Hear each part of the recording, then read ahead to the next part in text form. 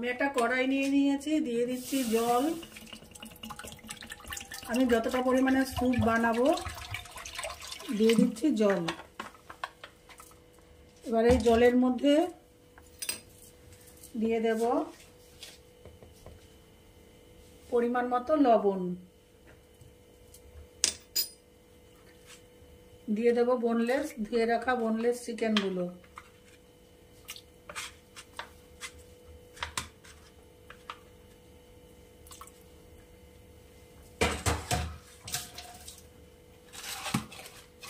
এবারে দিয়ে দেব এর মধ্যে সামান্য গোলমরিচ গুঁড়ো, দিয়ে আমি চিকেনটাকে সিদ্ধ হতে দেব।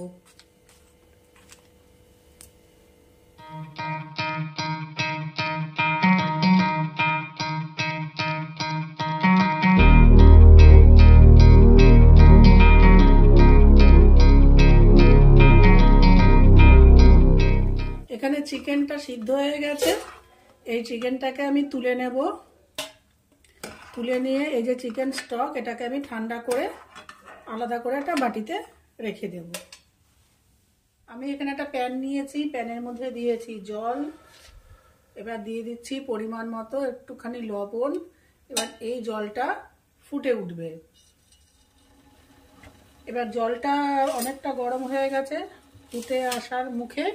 এবার আমি এর মধ্যে দিয়ে দেব কুচি করে রাখা গাজর।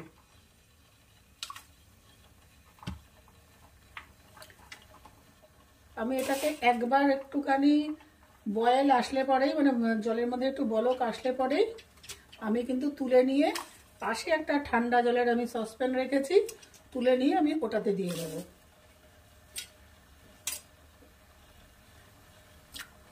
এবারে দিয়ে দেব বিনস, ফ্রেঞ্চ বিনস।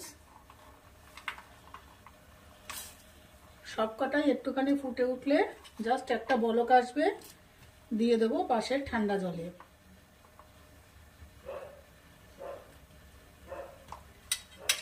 এবারে দিয়ে দেব কেটে রাখা মাশরুম, এর সাথে দিয়ে দিচ্ছি কুচি করে রাখা ব্রোকলি।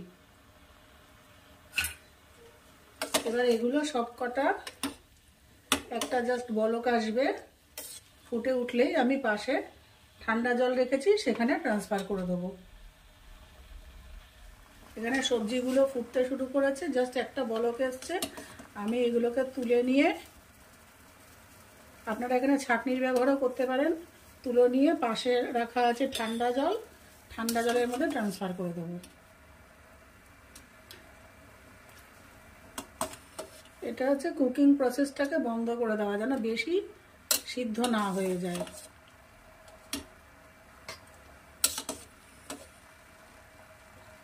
আমি পুরো সবজিটাকে এর মধ্যে ট্রান্সফার করে ফিরে আসছি আপনাদের কাছে। এখানে একটা কড়াই গরম করে নিয়েছি, নিয়ে নিলাম 2 চামচ রিফাইন্ড অয়েল।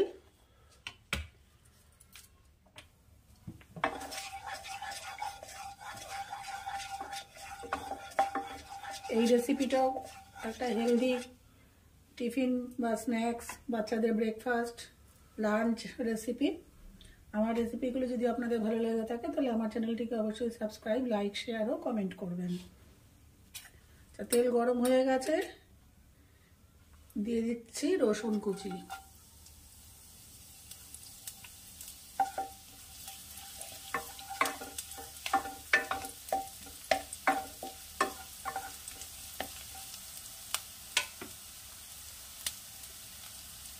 দিয়ে দেব পেঁয়াজ কুচি, আদা কুচি। এখানে পেঁয়াজের কোনো ব্যবহার নেই।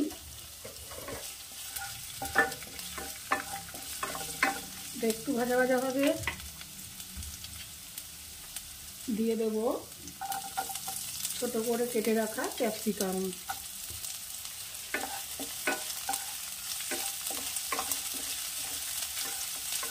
ক্যাপসিকাম কিন্তু আমি সেদ্ধ করিনি, তাই এখানে একটু ভেজে নেব।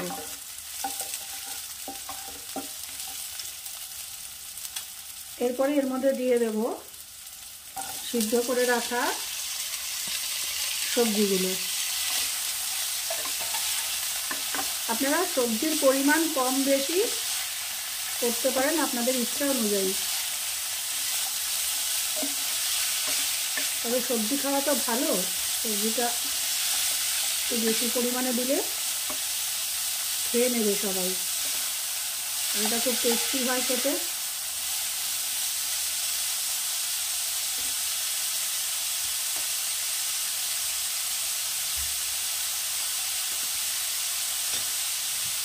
দিয়ে দেব সামান্য লবণ,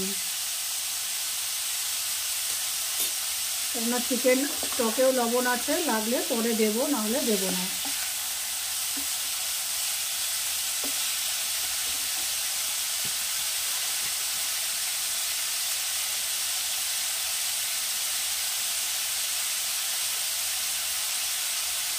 দিয়ে দেব পরিমাণ মতো স্বাদ অনুযায়ী গোলমরিচ গুঁড়ো।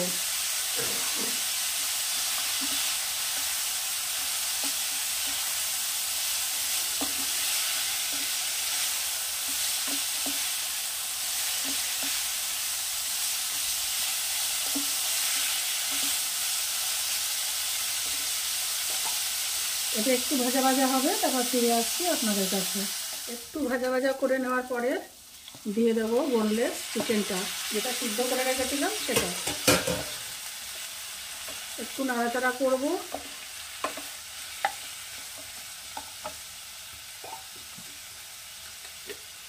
এর মধ্যে দিয়ে দেব 1 চামচ একটু সয়া সস। এটা একটু নাড়াচাড়া করে নেব। আবার গ্যাসের হিটটা হাই করে দিলাম।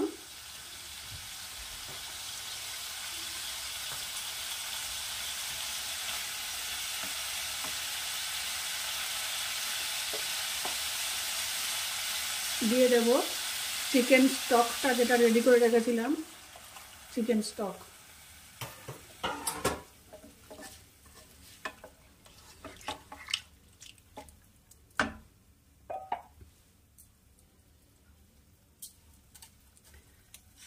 এটা একটু ফুটে উঠলে, এক্ষুনি ফুটে উঠবে, এটা একটু বেশি ফোটার দরকার নেই। ঝোলটা ফুটে উঠতে শুরু করেছে। এবার দিয়ে দেব আমার তৈরি করে রাখা নুডলস। আপনারা এখানে আটা নুডলসও ব্যবহার করতে পারেন, বা মিলেট দিয়ে এখন অনেক নুডলস পাওয়া যায়, সেটাও ব্যবহার করতে পারেন আপনাদের সুবিধা অনুযায়ী। দিয়ে দিলাম নুডলস। এবারে একটু নাড়াচাড়া করব, করে মিশিয়ে নেব।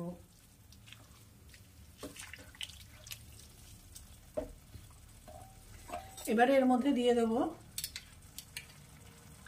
1 চামচ পরিমাণ সস।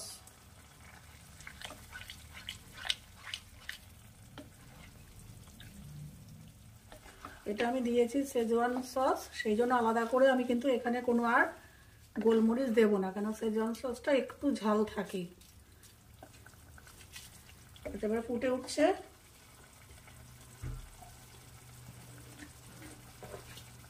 এবার এর মধ্যে দিয়ে দেব কুচি করে রাখা রসুন পাতা আর পেঁয়াজ পাতা।